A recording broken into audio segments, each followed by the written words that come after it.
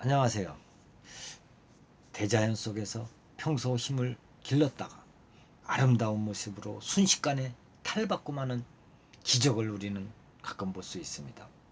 번데기는 겨울 동안 힘을 비축했다가 목숨을 건 탈빛 끝에 아름다운 나비가 되지요. 조개 역시 온몸의 힘을 집중해 거친 모래를 영롱한 진주로 탄생시킵니다. 수백 년 동안 고요히 침묵하던 화산도 순식간에 휘황찬란한 열정을 토해내죠. 생태계의 이런 모습 속에서 우리는 한 가지 교훈을 얻을 수 있습니다. 일부적으로 조건이 충분하지 않을 때는 힘을 아끼고 기회를 엿보며 끝까지 생존해야만 성공할 수 있다는 것이죠.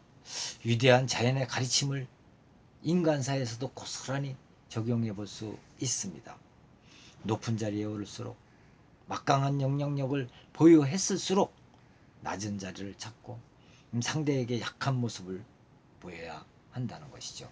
반대로 상황이 여의치 않을 때는 한 발 뒤로 물러나 힘을 비축하며 기회를 기다려야 한다는 것입니다. 이는 삶의 지혜이자 나아가 어려움 속에서 빠져나올 수 있는 생존 법칙이기도 합니다. 공경에 처했다며 하늘을 원망하고 사람을 미워한다든지 혹은 앞뒤 가리지 않고 무조건 덤벼봤자 현실이라는 그 높은 벽에 부딪혀 산산조각 날 뿐 아니겠습니까? 진평과 왕릉이 좀 더 누가 현명할까를 한번 알아보겠습니다. 둘은 서한시대 사람으로 서한시대 한나라 해제가 승하하자 여태오는 정권을 장악하게 되죠. 자신의 통치 기반을 공고히 하기 위해 여태오는 자신의 조카를 왕으로 봉하기로 마음을 먹었습니다. 그리고 이제 여론을 알아보기 위해 여태오는 조정에서 우승상을 지내고 있는 왕릉에게 의견을 물었습니다. 평소 강직한 성품으로 유명한 왕릉은 단칼에 불가한 일이라며 선을 그었던 것입니다. 고조께서 생전에 흰말을 죽인 피로 대신들과 피의 맹세를 맺었습니다. 유씨가 아닌 자가 왕의 자리에 오르면 천하의 모든 사람들이 힘을 모아 공격한다. 그런데 지금 태우마마께서는 여시성을 가진 자를 왕으로 옹립하려 하시니 이는 선제의 맹약을 깨는 것과 다름없습니다. 소신은 절대로 동의할 수 없습니다. 하고 강하게 반발을 했죠. 그 말에 기분이 무척 상한 여태오는 간신히 화를 억누르며 좌승상인 진평과 태유인 주발을 찾아갔습니다. 여태우의 걱정과 달리 진평과 주발은 여태우의 뜻을 따르겠느라고 순순히 대답을 했지요. 고조께서 천해를 평정하신 후에 유시성을 가진 자손을 왕으로 삼으셨습니다. 허나 지금은 태후께서 조정을 다스리고 계시니 여시성을 가진 이들을 왕으로 삼아도 뭐 불가할 이유는 없지 않겠습니까? 라고 말을 해주었죠. 그 말에 여태우는 뛸 듯이 기뻐하였습니다. 그들이 퇴청한 후 왕릉은 진평과 주발을 심하게 꾸짖었습니다. 아니, 당초 선제와 맹세를 맺을 때 자네들도 그 자리에 있지 않았던가? 이제 태후를 모시게 되었다고 과거의 맹세를 어긴 제 권력에 아첨한다면 무슨 면목으로 구천에 계신 선제를 뵙는단 말인가? 이렇게 꾸짖었죠.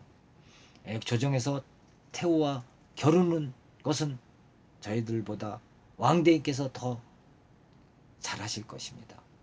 허나 앞으로 한나라의 왕실을 온전히 보존케 하고 유씨 가문의 후대를 지키는 일은 저희가 왕대인보다 훨씬 더 잘할 수 있습니다. 이 일을 계기로 여태오는 자신에게 반기를 든 왕릉을 눈에 가시처럼 여겼습니다. 얼마나 미웠든지 왕릉의 권력을 빼앗기 위해 그를 많이 다그쳤죠. 여태우의 속셈을 눈치챈 왕릉은 크게 분노하며 병을 핑계로 사직한 뒤 초야로 내려갔습니다. 그로부터 왕릉은 세상을 등졌죠.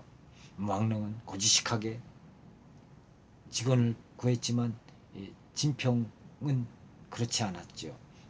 현실을 파악하고 그 왕씨 가족을 보호하기 위해서는 평정을 찾기 위해 뒤로 물러나는 것이라고 말을 했던 것입니다. 한편 왕릉이 사직한 뒤 여태우는 진평을 우승상으로 임명했던 것이죠. 여태우의 여동생인 여수는 유방을 위해 진평이 자신의 남편인 번쾌를 붙잡을 계획을 세웠다며 평소 그를 제거할 게만 노리고 있었던 것입니다. 그래서 여태우 앞에서 진평에 대한 안 좋은 이야기를 꺼내놓는 것은 기본이고 그가 정사를 멀리한 채 날마다 술과 계집에 빠져 지낸다며 거짓말로 진평을 욕했습니다. 이러한 사실을 알게 된 진평은 당황하거나 화를 내기는커녕 오히려 내심 안도의 숨을 쉬었습니다. 그리고 이때부터 오히려 여벌한 듯 엉망으로 삶을 살기 시작했던 것이죠. 진평이 이렇게 행동한 이유는 당시 그가 처한 상황 때문이었습니다.